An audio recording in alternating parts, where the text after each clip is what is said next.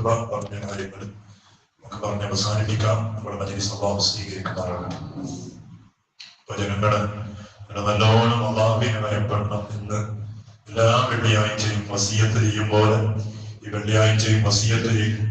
എന്നിട്ട് നമ്മോട് പറയുകയാണ്, ഓ ജനങ്ങളെ, നിങ്ങൾ യാത്രക്ക് വേണ്ടി തയ്യാറാക്കണേ മോമിനീങ്ങള്. കാരണം ആ യാത്രക്ക് വേണ്ടിയിട്ടുള്ള എല്ലാ കാര്യങ്ങളും നിങ്ങളുടെ ജീവിതത്തിൽ ഓരോന്നോരോന്നായി സംഭവിച്ചു കൊണ്ടിരിക്കുകയാണ്, അല്ലെ? എല്ലാം കൊണ്ടും നമ്മുടെ ശരീരത്തിന്റെ ഓരോ അവസ്ഥകൾ നോക്കിയാൽ ആരോഗ്യമുള്ള മനുഷ്യന് ആരോഗ്യം നഷ്ടപ്പെട്ടു തുടങ്ങി.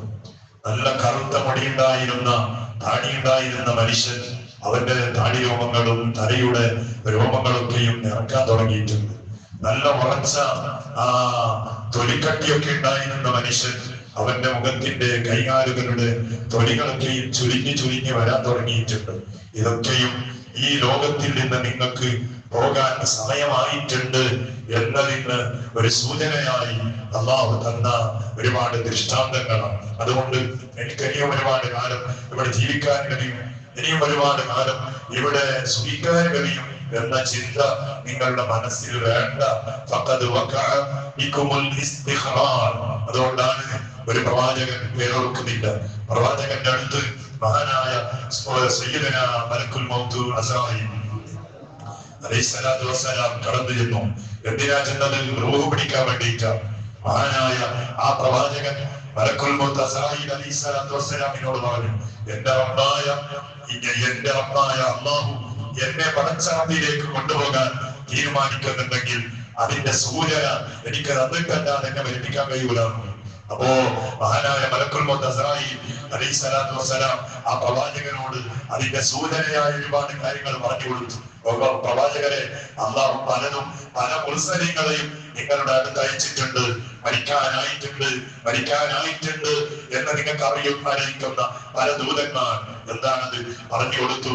നിങ്ങളുടെ കറുത്ത രോമങ്ങൾ വെളുത്തില്ലേ, നിങ്ങളുടെ തൊലിക്കട്ടി അത് ചുരുങ്ങില്ലേ, നിങ്ങൾക്ക് എപ്പോഴും നല്ല നേരെയായി സ്വസ്ഥതയായി നടക്കാൻ കഴിഞ്ഞിരുന്നു, ഇപ്പൊ നിങ്ങളുടെ എല്ലുകളൊക്കെയും പറയാൻ തുടങ്ങിയില്ലേ. ഇതൊക്കെയും അല്ലാഹു നിങ്ങൾക്ക് അയച്ചു തന്ന മുർസലീങ്ങളാണ്, ദൂതന്മാരാണ്. അതുകൊണ്ട് സമയമായിട്ടുണ്ട് എന്ന് പറഞ്ഞ് സുബ്ഹാനല്ലാഹ്. ചിന്തിക്കേണ്ട വിഷയത്തിൽ നമ്മുടെ ജീവിതത്തിൽ എത്ര ആളുകൾ, അല്ലെ, ആരോഗ്യമുണ്ടായിരുന്ന ആളുകൾ ആരോഗ്യമില്ലാതെ കിടക്കുകയാണ്. നല്ല നരമ്പിന്റെ ഒരു പ്രശ്നവും ഇല്ലാത്ത ആളുകൾ നരമ്പിന്റെ പ്രശ്നം വരാൻ തുടങ്ങി. എന്താ കാരണം? സൂചനയാണ്. അതുകൊണ്ട് നമ്മുടെ പുത്രൻ പറഞ്ഞു, ആ മരണം നിങ്ങളെ തേടി വരുന്നതിന് മുമ്പ് നിങ്ങളുടെ ഉള്ളിൽ ഒരുപാട് രോഗങ്ങളുണ്ട്. നമ്മുടെ ബാഹ്യമായ അവയവങ്ങൾക്ക് രോഗം വരുമ്പോ ഓടിപ്പോയി ലക്ഷങ്ങൾ ചെലവഴിച്ച് ഞങ്ങൾ ചികിത്സിക്കാറുണ്ട്, അല്ലെ? കിഡ്നിക്ക് പ്രശ്നം വന്നാൽ, ഹാർട്ടിന്റെ പ്രശ്നം വന്നാൽ, അതുപോലെ നമ്മുടെ ലിവറിന്റെ പ്രശ്നം വന്നാൽ എല്ലാം ലക്ഷങ്ങൾ ഞങ്ങൾ നോക്കാറില്ല, ചൊരിക്കുകയാണ്. ഡോക്ടർമാരോട് പോയി കെഞ്ചുകയാണ്. എന്തിനു വേണ്ടി? ഒന്ന് സുഖപ്പെടുത്തി തരണേ, മാറ്റി തരണേ. എന്നാൽ ആ അസുഖങ്ങളൊക്കെയും മരണത്തോടുകൂടി അസ്തമിച്ചു പോകുന്ന അസുഖങ്ങളാണ്. പക്ഷെ അതല്ല ചികിത്സിക്കേണ്ടത്. നിങ്ങളുടെ ഉള്ളിൽ ഒരുപാട് രോഗങ്ങളുണ്ട്. എത്ര ആളുകളോട് വിഷുമ്പ, എത്ര ആളുകളോട് കുരുമ്പ, എത്ര ആളുകളോട് ചതിയ, എത്ര ആളുകളോട് പിണക്കമാണ്, എത്ര അഹങ്കാരമാണ്, അല്ലേ? ഇത് നമ്മുടെ കൽബിന്റെ രോഗങ്ങളാണ്. നിസ്കാരത്തിന് ഭാവിയില്ല, നോക്കാൻ ഉഷാറാണ്, എല്ലാം അറിയാം. പക്ഷേ പിണങ്ങി നിൽക്കുന്ന കുടുംബം ഇന്ന് വരെ ഒരു മിനിറ്റ് കൊണ്ട് ആ പിണക്കം തീർക്കാൻ നമുക്ക് കഴിയും. വന്ന് കൈ കൊടുത്ത് അസ്സലാമു അലൈക്കും എന്ന് പറഞ്ഞ് പുഞ്ചിരിയോടെ അയൽവാസിയുടെ വീട്ടിൽ കയറി ഒന്ന് കൈ കൊടുത്താൽ പിണക്കം തീർന്നു, അല്ലെ?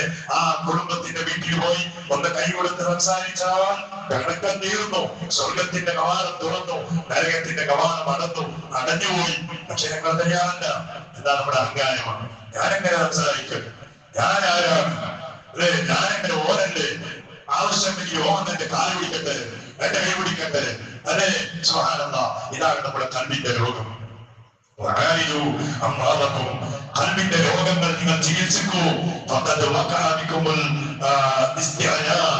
ആ രോഗത്തെ ചികിത്സിക്കാനുള്ള നല്ല മരുന്നിന്റെ എല്ലാ പകലുകളിലാണ് നിങ്ങളുള്ളത്, അല്ലെ? റമദാനിന്റെ മുന്നേ രാത്രികൾ, ഇനിയുള്ള രാത്രികൾ സുബ്ഹാനല്ലാഹ്. എവിടേക്കും വരിക എന്തിനു വേണ്ടി? എന്തിനു വേണ്ടി? ഈ ഖിയാമുല്ലൈലിന് വേണ്ടി. വിതരനിസ്കാരം പാതിരാത്രി സമയത്ത് അല്ലെ മറ്റുള്ള ദിവസങ്ങളിലൊക്കെയും കിടന്നിറങ്ങുമ്പോ ഈ 10 ദിവസങ്ങൾ മാനിച്ചുകൊണ്ട് ഞങ്ങൾ അതാ രാത്രി വന്ന് നിസ്കരിക്കുന്നു ജമാഅത്തായി. അല്ലെ ഒരുപാട് ദുആ, ഒരുപാട് ദിക്റുകൾ, സലാത്തുകൾ പാതിരാത്രി സമയത്ത്. അതുകൊണ്ട് നമുക്ക് നേട്ടം വേണ്ടേ? അല്ലെ ആ ദിക്റ് കൊണ്ട് നമ്മുടെ കൽവിന്റെ കുടം പിടിക്കട്ടെ. നാം എന്ന് ചെല്ലുന്ന സ്വലാത്ത് കൊണ്ട് നമുക്ക് റസൂലുള്ളാഹി തങ്ങളുടെ ആ പുഞ്ചിരിക്കുന്ന മുഖം കാണട്ടെ. കാണുന്നെങ്കിൽ എന്ത് ചെയ്യണം? നമ്മുടെ ഉള്ളു നന്നാക്കണം. അത് ഡാക്ടർമാരെ കൊണ്ട് കഴിയുന്നതല്ല. അത് അവനവൻ ചിന്തിച്ച് അവനവൻ കച്ചകെട്ടി ഇറങ്ങിയാല് അതിന് തയ്യാറാവൂ, അതിന് കഴിയൂ. നമ്മെ സ്വീകരിക്കാൻ അന്ന് തയ്യാറാണ്. എന്ത് തെറ്റ് ചെയ്താലും തൗബ തന്റെ മനസ്സോടുകൂടി ചെയ്യുന്നുണ്ടോ? തയ്യാറാണ്. എത്രത്തോളം എന്ന് പറഞ്ഞാൽ കിതാബുകളിൽ കാണാം, മുൻഗാമികളിൽപ്പെട്ട ഒരു മനുഷ്യൻ അദ്ദേഹത്തിന്റെ ഡ്യൂട്ടി തന്നെ പാതിരാത്രി നാട്ടിൽ ആരെങ്കിലും മരിച്ചാൽ, നാട്ടിൽ ആരെങ്കിലും മരണപ്പെട്ടാൽ ആ മരണപ്പെട്ട ആളുകളുടെ മയ്യത്ത് പരിപാലനത്തിൽ മുഴുവൻ പങ്കെടുത്ത് അദ്ദേഹത്തിന്റെ കബറുകളെയാണ് തുറന്നുന്നത് എന്ന് നോക്കി എന്നിട്ട് അയാൾ തിരിച്ചു പോകും. എന്നിട്ടോ പാതിരാത്രി സമയത്ത് അയാൾ വരും. എല്ലാവരും ഇറങ്ങിയ സമയം അന്ന് സ്ട്രീറ്റ് ലൈറ്റ് ഇല്ലല്ലോ, അന്ന് ലൈറ്റ് ഇല്ല, ബൾബില്ല, കറണ്ട് ഇല്ല. അന്നത്തെ ആ കാലം രാത്രി എന്ന് പറഞ്ഞാൽ കൂടിയിട്ടുള്ള കാലം. ആ കാലത്ത് അയാൾ പാതിരാത്രി ഇറങ്ങി വരും. എന്നിട്ടോ അയാൾ രാവിലെ കണ്ട കബറും അത് തോണ്ടും. എന്നിട്ട് ആ കബറിന്റെ ഉള്ളിലുള്ള മയ്യത്തെടുക്കും. എന്നിട്ട് മയ്യത്തിലേക്ക് ചുറ്റിപ്പുറപ്പിച്ച കഫന്തുണി അയാൾ മെല്ലെ എടുത്ത് എന്നിട്ട് അയാൾ മയ്യത്തിനെ രണ്ടാമത് വെച്ച് ആട്ടി എന്നിട്ട് ഈ തുണി കൊണ്ടുപോയി അരക്കി എന്നിട്ട് അയാൾ അതിനെ വിറ്റ് ജീവിക്കുന്ന മനുഷ്യനാണ്. പണ്ടത്തെ ജീവിതം അങ്ങനെയാണ്. അല്ലെ, ഇന്ന് ആരെങ്കിലും കഫന്തുണി ഫ്രീ കൊടുത്താലോ പോലും എടുക്കാനില്ല. അന്നത്തെ വിശപ്പിന്റെ കാലം, കഴിക്കാനെന്തില്ല. എന്ത് കിട്ടും? മരിച്ച മനുഷ്യന്റെ കൈ കഫന്തുണിയാണോ? അതാണെങ്കിൽ അത് അങ്ങനെ അത് കൊണ്ടുപോയി വിറ്റ് ജീവിക്കുന്ന മനുഷ്യൻ അദ്ദേഹത്തിന്റെ തൊഴിലാണ്.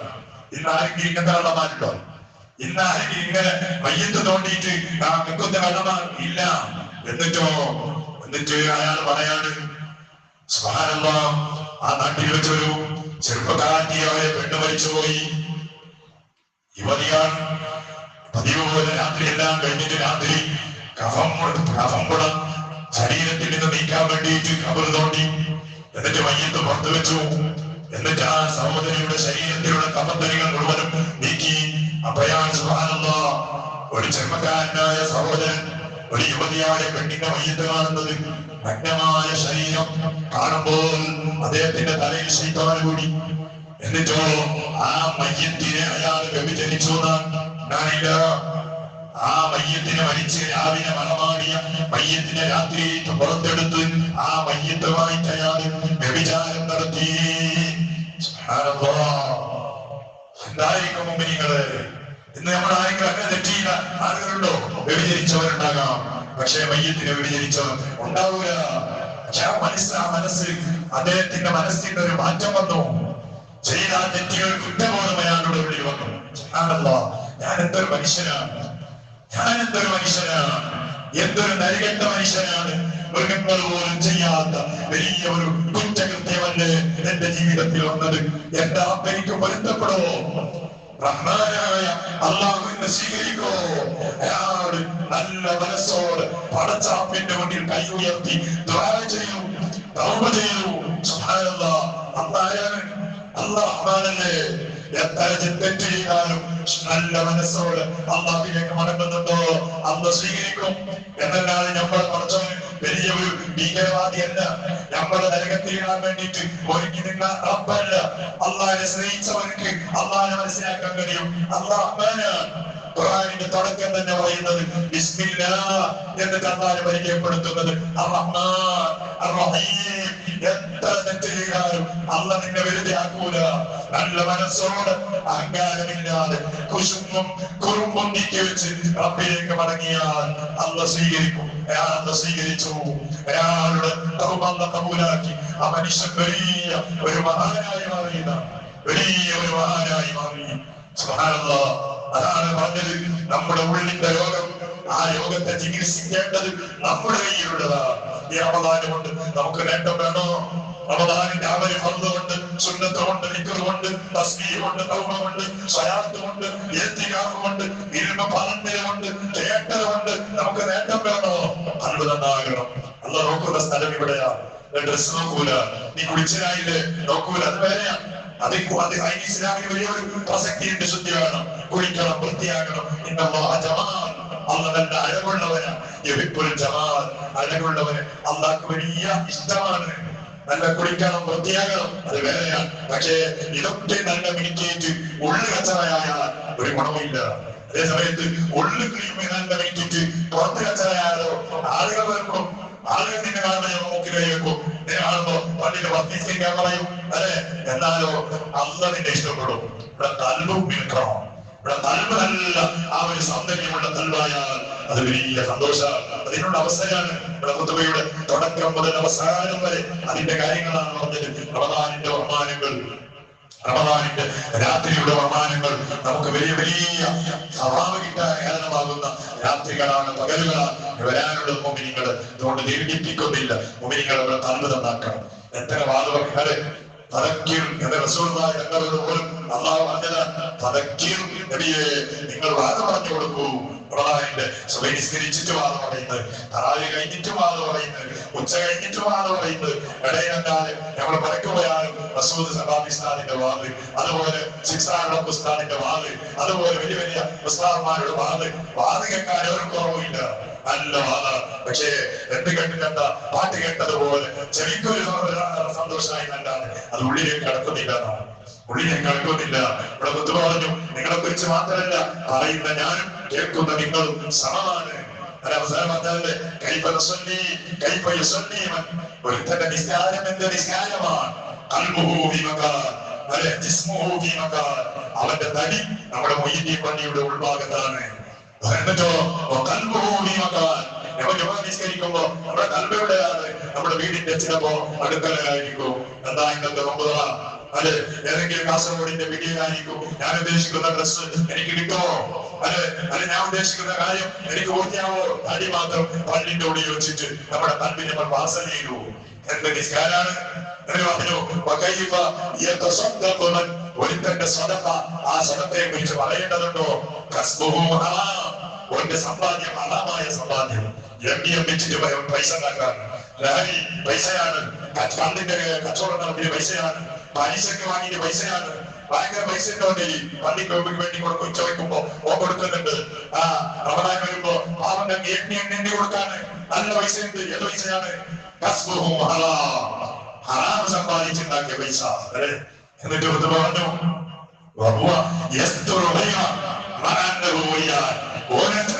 വസ്ത്രം നീളാതെ, അവസരം വീഴാതെ, നഗ്നരായി ഇങ്ങനെ നിന്നിട്ട് ബാക്കിയുള്ള ആളുകൾക്ക് ധരിക്കാൻ വസ്ത്രം കൊടുത്താൽ ഓനെ കുറിച്ച് എന്ത് പറയും?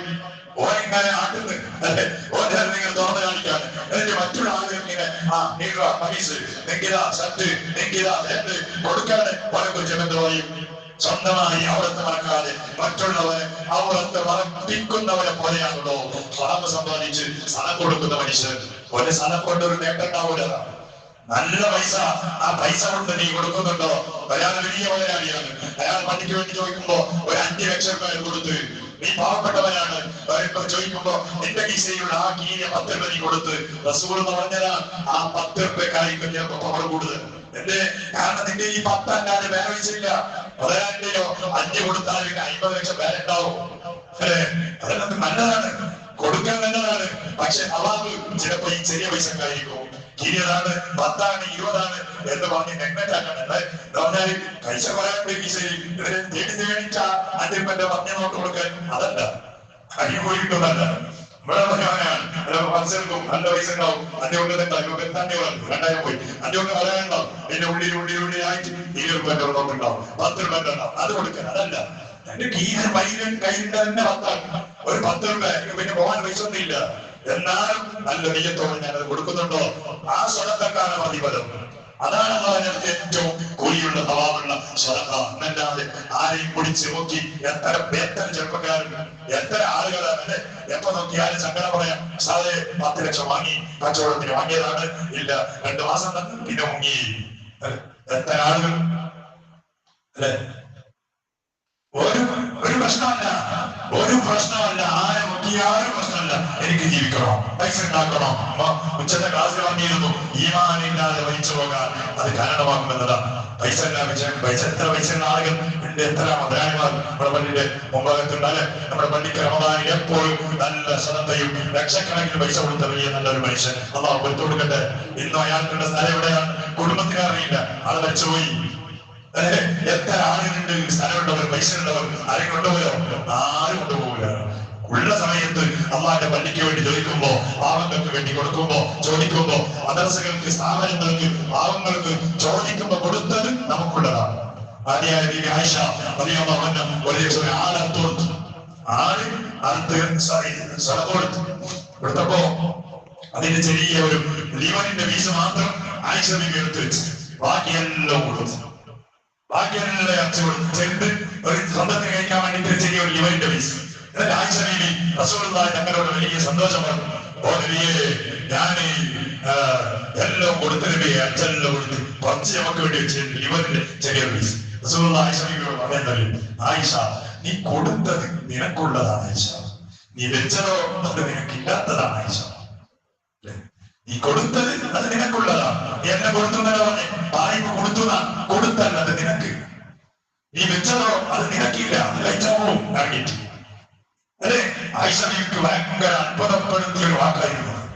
നമുക്ക് ഭയങ്കര എന്ത് വിഷയം, നമുക്ക് കൊടുത്തത് നമുക്ക് ഇറങ്ങിയപ്പോ നമ്മൾ വെച്ചതല്ല ഞങ്ങൾക്ക്, നമുക്കൊന്നുമില്ല, വെച്ചതല്ല ആരെങ്കിലും പിന്നെ ആരായിരിക്കുള്ളതാണ്, നമുക്കൊന്നുമില്ല. അതിന് അതിന്റെ പേരിൽ മണത്തിലുണ്ടാവും, കുടുംബ പ്രശ്നമുണ്ടാവും, കൊലപാതകം ഉണ്ടാവും, കത്തിയുദ്ധമുണ്ടാവും, എല്ലാം ഉണ്ടാവും. അല്ലെ, ഇന്നിപ്പോ നോക്കി ഏത് പ്രശ്നം എടുത്ത് നോക്കി സ്ഥലത്തിന്റെ പ്രശ്നം ഉണ്ടാവും, അല്ലെങ്കിൽ അതിന്റെ പ്രശ്നം ഉണ്ടാവും. ഉപ്പമാരെ സ്വത്തുണ്ടാക്കി വെച്ചതിന് മാത്രമാണ് പ്രശ്നം. അല്ലെ, ഉപ്പമാരെ പോലെ സ്വത്താക്കി വെച്ച എന്നാലും പ്രശ്നമാണ്. ഉപ്പമാരൊന്നുമില്ല, ആയത്തെ കാലത്തെ വാടകയെ ജീവിച്ച് വാടകയെ എന്നെ വലിച്ചു, ആ കുടുംബം നല്ലതാണ്. ഇപ്പൊ വാടക കൊടുക്കാൻ കുറച്ച് ബുദ്ധിമുട്ടുണ്ടെങ്കിൽ കുടുംബത്തിലെ പ്രശ്നമില്ല, സ്വത്ത് തകരാറില്ല, സ്ഥലത്തിന്റെ തകരാറില്ല, ഒന്നുമില്ല. അതെന്താണ് തകരാറ്? ഉപ്പമാരുണ്ടാക്കി വെച്ചതാണ്. ഇനി പണ്ട് വരെ ഉപ്പമാരുണ്ടായിരുന്നു, എന്ത് അവര് വൈകുന്നേരം കുറച്ച് സ്ഥലം പണിക്ക് ഞാൻ പണിക്കും. ആ വേറെ 100 തെങ്ങുണ്ട്, അതിൽ 10 തെങ്ങ് പണി നമ്മുടെ നാട്ടിൽ ഇപ്പോൾ ഇടണ്ടോ? അവിടെ നമുക്ക് എത്ര കിട്ടിയാൽ മതിയാണ്. ഞാൻ പറയാം, അല്ലെ, ആശ്രയത്തിനൊരു സ്വത്തല്ലേ നമുക്കൊരു 10 തെങ്ങുണ്ട്. നമ്മ ഇന്ന് കരുതാം, ഇൻഷാ അല്ലാഹ് എന്റെ മുറ്റത്തിൽ നല്ല തേങ്ങ പിടിക്കുന്ന ഈ തെങ്ങ്, അല്ലെങ്കിൽ തേങ്ങ പിടിക്കാത്ത പറയും, പള്ളിന്റെ വാക്കത്തെ പിടിക്കാത്തവർ പിടിക്കാത്തവർ തെങ്ങ് ഇന്ന് മുതൽ ഇൻഷാ അല്ലാഹ് പള്ളിക്ക്. നമ്മുടെ നാട്ടിൽ ഇത്ര ഒരു 100 തെങ്ങിന്റെ ഒരു തേങ്ങ മാസം ഞങ്ങളെ പള്ളിക്ക് വരുന്നുണ്ടെങ്കിൽ ഖത്തീബ് ഉസ്താദിന്റെ മുഖ്യ ഉസ്താദിന്റെ ശമ്പളത്തിന് പൈസ അല്ലെ. നമ്മൾ ചിന്തിക്കും, നമുക്ക് എത്ര 1000 തെങ്ങുണ്ടെങ്കിലും പള്ളി കൊടുക്കൂല. ചിലപ്പോ കൊടുക്കും 10 ഒരു മണ്ടോ 2 മണ്ടോ 2 തേങ്ങ മാത്രം പള്ളിക്ക്, വേറെ എന്താ കൊടുക്കൂല. അതെന്തിന്? അത് നല്ല തേങ്ങ പിടിക്കാൻ നല്ല നമ്മൾ ഭയങ്കര ഐക്യക്കാരുണ്ട്. ഞമ്മക്ക് ഐക്യം ഉള്ളതുകൊണ്ട് തേങ്ങ പിടിക്കട്ടെന്ന് പറഞ്ഞ് ഫസ്റ്റ് ഇറങ്ങിയത് 10 തേങ്ങ ഫസ്റ്റിന്റെ 10 തേങ്ങ പള്ളിക്ക് അപ്പൊ പിടിക്കുന്ന ഉറപ്പാണ്. അള്ളാന്റെ വേണ്ടി ഉണ്ടാക്കിയത്. പക്ഷേ നമ്മൾ തയ്യാറല്ല. നമ്മുടെ നാട്ടിൽ ഇന്നുണ്ട്, ഇന്ന് ഈ നാട്ടിൽ കുറെ കൃഷിയുള്ള സ്ഥലങ്ങൾ അങ്ങനെയാണ്. എത്രയോ മാസം ആകുമ്പോ പള്ളിന്റെ മുറ്റത്ത് അടക്ക ഇങ്ങനെ ഇട്ടിട്ടുണ്ടാവും. പള്ളിന്റെ തോട്ടമൊന്നുമല്ല, ഓരോ പണ്ടിനും 3 കണ്ട് പള്ളിക്ക് 10 മുതലാളിമാർ 3 കൊടുത്താൽ 30,000 മാസം 2 മാസത്തിലൊക്കെ അടക്കെടുക്കുമ്പോ എത്ര അടക്ക പള്ളിക്ക് അതിങ്ങനെ വെച്ചിട്ട് നമ്മുടെ പള്ളിക്ക് ഇങ്ങനെ മാസം നിങ്ങളോട് ചോദിക്കേണ്ട ആവശ്യമുണ്ടോ? ഇന്റർലോക്ക് ഇടുന്നുണ്ട്, അത് ചീറ്റിടുന്നുണ്ട്, പൈസ ഇല്ലാത്തതുകൊണ്ടെന്ന് ചോദിക്കല്. പള്ളിന്റെ പേര് നല്ല അക്കൗണ്ട് പൈസ ഉണ്ടായാലും നിങ്ങളോട് ചോദിക്കേണ്ട ആവശ്യമുണ്ടോ? ഇല്ല. പക്ഷെ നമ്മൾ തയ്യാറല്ല. ഞമ്മളെല്ലാം എന്താക്കുന്ന വെക്കുന്ന ആഴ്ച കൊടുത്ത് ഞമ്മ വെച്ചിട്ടോ മരണത്തോട് കൂടി പിന്നെ തുടങ്ങി. ഇനി നമ്മളെ ഓർമ്മയില്ല, നമുക്കൊരു 3ന്റെ യാസീന് പോലും നടത്തൂല, നമുക്കൊരു ദ്വാ പോലും ഉണ്ടാവൂല. കാരണം എന്റെ വൈകിട്ട് വെച്ച് വന്ന് എന്റെ അപ്പ ഞാത്തിന് എന്റെ എത്ര നിന്റെ എത്ര ഇതാണ് ഇതിന്റെ വേണ്ടി കലാങ്ങളാണ്. ഇന്നത്തെ അനുഭവങ്ങൾ, ഇന്നത്തെ ചുറ്റുപാടിൽ നടക്കുന്ന കാര്യങ്ങൾ. അപ്പൊ അതുകൊണ്ട് ആഖിറത്തിന് വേണ്ടി ഉണ്ടാക്കിയോ, റമദാൻ കൊണ്ട് നമ്മുടെ ഏറ്റവും വലിയ നേട്ടമാണ്. ആഖിറത്തിൽ സമ്പാദ്യം ഉണ്ടാക്കിയോ എന്നാൽ ജയിച്ചു നമുക്ക് ഈമാൻ നൽകുമാറാകട്ടെ. നമ്മുടെ പ്രവർത്തനങ്ങൾ, അമലുകൾ, തൗബ, മറ്റുള്ള കാര്യങ്ങളൊക്കെ അല്ലാഹു നമ്മിൽ നിന്ന് സ്വീകരിക്കുമാറാകട്ടെ. ആമീൻ. യാ റബ്ബി ഹബീബിന മുസ്തഫ മുഹമ്മദ്.